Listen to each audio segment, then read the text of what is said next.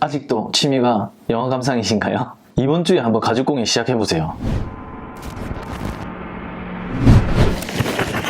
네, 안녕하세요. 티와입니다. 오늘은 이제 가죽공예를 처음 하는 분들을 위한 영상이에요. 제가 알려드린 방법을 그대로 따라하시면 머지않아 여러분도 가죽장인이 될 수 있습니다. 물론 지금 가죽공예를 혼자서 하시는 분들도 도움이 될 영상입니다. 안 그래도 지금 패턴을 만들고 있는데 댓글을 보면 가죽공예를 생각보다 어렵게 생각하는 분들이 되게 많아요. 어디서부터 시작해야 될지 모르겠다, 두렵다 등등.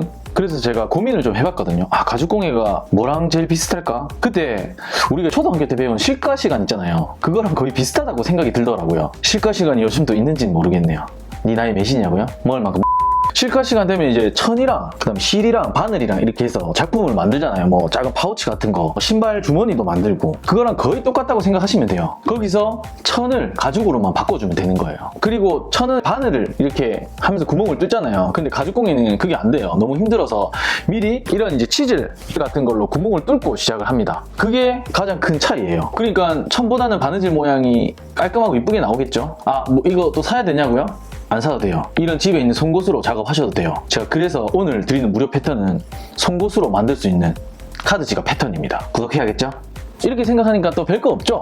실가 시간에 우리가 바느질 잘하려고 학원 다니지 않잖아요. 물론 뭐 개인마다 실력 차이가 좀 있을 수는 있어요. 엄마가 그런 거에 관심이 많으면 그 자녀분은 그 반에서 인싸가 되는 거예요. 파우치 같은 거 디테일하게 잘 만들어 오거든요. 누가 봐도 지가 만든 게 아닌데 네가 만들었어 물어보면 내가 만들었다고 하더라고요. 누가 봐도 전문가가 만든 솜씨인데 지가 만들었대요. 아무튼 비록 그런 어머님이 안 계셔도 이건 대충 다 비슷비슷하게 다 보통은 하는 것 같아요. 가죽공예도 마찬가지인 것 같아요. 개인마다 이제 실력 차이가 있을 수는 있겠지만 대개 보통은 다 합니다. 우리가 가죽공예 경진대회 나갈 거 아니잖아요. 그쵸? 그리고 디테일한 부분은 나중에 공부를 해도 충분합니다. 저는 가죽공예를 처음 하시는 분이 꼭 가죽공방을 갈 필요는 없다고 생각을 해요. 일단 이 가죽과 친해지는 게 제일 중요합니다. 이렇게 말해도 아마 처음 하시는 분들은 어렵다고 생각을 하실 수가 있어요. 그렇다고 포기할 필요는 없습니다. 왜냐하면 아시는 것처럼 가죽공방을 안 가더라도 가죽공예를 잘하는 사람들이 되게 많아요. 우리가 몰라서 그렇지. 근데 여기서 오해하지 말아야 될 게 그렇다고 이 가죽공예란 취미가 만만한 그런 또 공예는 아닙니다. 잘하려고 하면 정말 끝도 없어요. 제 말은 그냥 집에서 독학이 가능하다는 이야기예요.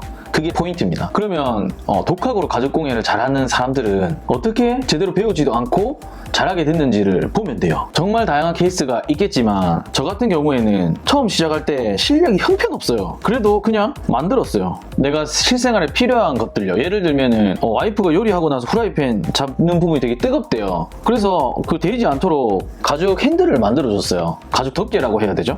그리고 와인 잔이 식탁에 부딪히는 게 싫어가지고 가죽을 대충 잘라가지고 와인 받침을 만들었거든요. 저는 정말 실생활에 필요한 것들을 만드는 것에서부터 시작을 했어요. 아름답진 않지만 생활의 불편함을 덜어줬죠. 거기서 가죽공예를 잘하냐 못하냐 스티치가 삐뚤하네 그게 무슨 의미가 있겠습니까? 그쵸? 근데 처음 작품하고는 인스타에 절대 올리지 마세요. 악플로 상처를 받을 수 있거든요. 가죽공예 초기에 악플을 받는다는 건 정말 위험한 거니까 조금 참으시고 나중에 내가 실력이 더 올라가면 그때 인스타 하세요. 내가 필요한 것을 내가 원하는 디자인으로 만드는 게 이게 공예로운 생활인 거죠.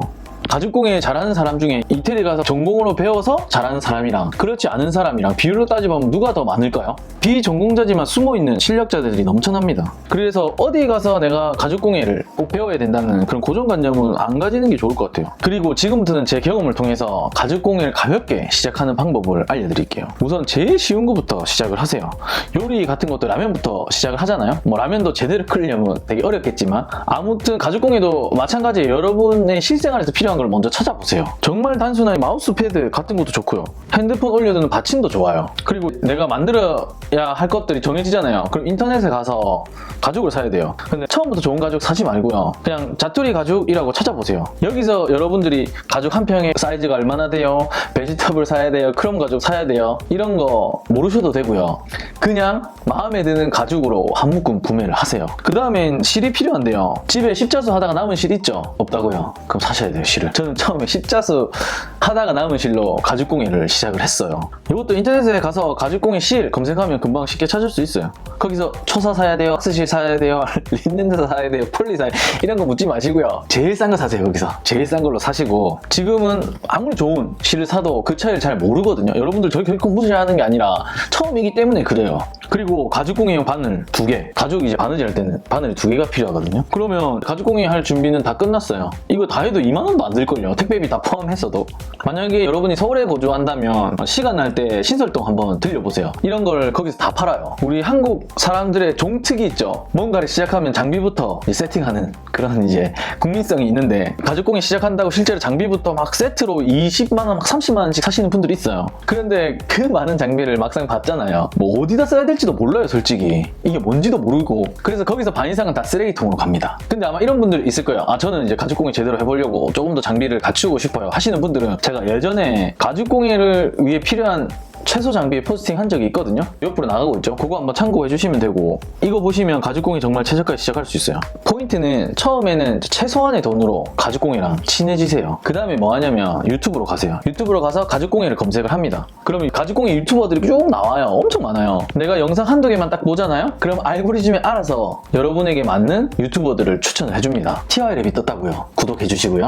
꼭 TY앱 채널이 아니라도 됩니다. 이 새끼한테 입만 벌리면 거짓말이 자동으로 나와. 아, 그래도 구독하신다고요? 결혼해서 아들 낳으면 정우성처럼 나올 거예요. 아들이 이미 20살이라고요? 로또.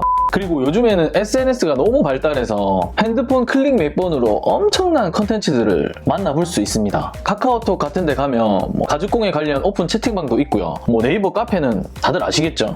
그리고 인스타 가셔서 그 가죽공예 해시태그를 팔로우 하세요. 그러면 정기적으로 관련된 포스팅을 볼 수가 있어요. 근데 다만 주의하셔야 될 게, 인스타에 나오는 작품들은 정말 장인들이 만든 거라서 당장은 따라 할 수 없거든요. 하지만 그런 것들이 이제 보는 것만으로 큰 도움이 될 수 있습니다. 자, 이제 장비도 준비됐고 어느 정도 뭘 만들어야 될지도 나왔잖아요. 그러면 이제 가죽공예 시작을 하시면 됩니다. 그러면 이제는 만드세요. 최대한 많이 만들어 보는 게 좋아요. 그리고 흥미를 느껴야 돼요. 실력이 가능하다면 도전하시는데 처음부터 가방은 만들지 마세요. 왜냐하면 만들다가 아예 가죽공예 포기할 수 있거든요. 그런 것보다는 집에 꼭 필요한 것들 있잖아요. 그런 거 위주로 가볍게 한번 만들어 보세요. 치질 없어도 된다고 했죠. 송곳으로 뚫어서 그 구멍으로 바느질 하세요. 꼭 새드 스티치 안 해도 됩니다. 삐뚤빼뚤 해도 상관없어요. 그런 소품들로 여러분의 환경이, 그 생활이 바뀌는 걸 직접 체험을 해보세요. 이런 것들 당연히 많이 연습해 보신 분이 더 잘 만들겠죠. 가죽공예는 다 아시겠지만 타고나는 그런 게 아니라 많은 시행착오와 연습을 해본 사람이 더 잘하기 마련이거든요. 그렇다고 너무 스트레스 받지는 마시고 시간 날 때 그냥 틈틈이 한두 시간 정도씩. 그 중에는 또 이런 분 있어요. 내가 정말 잘 만들어가지고 가죽 초짜지만 가죽 장인처럼 만들어서 이 가죽공예계를 한번 흔들어 봐야겠다. 이런 쓸데없는 사명감 가지기보다는 종이접기 하듯 편안한 마음으로 만드세요. 이렇게 두세 개 만들면 아마 내 속에서 자아가 생길 거예요. 그게 여러분의 감각이에요. 이건 우리의 얼굴이 다 다른 것처럼 아마 다 다르게 나타날 겁니다. 그렇게 만들다 보면 한계에 딱 부딪히는 순간이 와요. 더 디테일하고 다양한 작품들을 만들고 싶은 욕구 있잖아요. 그때가 바로 이런 공부가 필요한 시점이에요. 더 잘 만들고 싶은 거죠. 그때 더 진지하게 가죽공예를 공부해도 늦지 않습니다. 어떻게 진지하게 하냐고요? 공방 가셔도 되고요. 네이버 카페에 가셔서 교육 콘텐츠를 보셔도 되고, 유튜브 같은 데 가서 질문도 한번 해보고, 그러면 정말 좋은 콘텐츠들이 막 홍수처럼 쏟아질 거예요. 그런 거 하나씩 보면서 조금 더 어려운 거 하나씩 해나가면 되는 거죠. 생각보다 간단하죠. 이렇게 가죽공예를 세상에서 제일 쉽게 시작하는 방법에 대해서 포스팅을 했어요. 가죽공예란 말이, 이 공예란 말이 들어가서 어려운데 시작은 정말 별거 없습니다. 가볍게 생각하시고 친해지세요. 그러면 어느샌가 만들고 싶은 것들이 막 생겨나고, 더 잘 만들고 싶으면 공부를 하면 돼요. 그때. 아직도 취미가 영화 감상이신가요? 이번 주에 한번 가죽공예 시작해보세요. 도움이 되셨다면 좋아요, 구독 부탁드리고, 이미 하셨다고요? 믿을게요. 그리고 제가 만든 이 패턴도 지금 다 완성됐는데 송곳으로 쉽게 만들 수 있게 제공되니까 한번 꼭 도전해 보시고요. 오늘도 공예로운 생활 하시길 바랍니다. 감사합니다.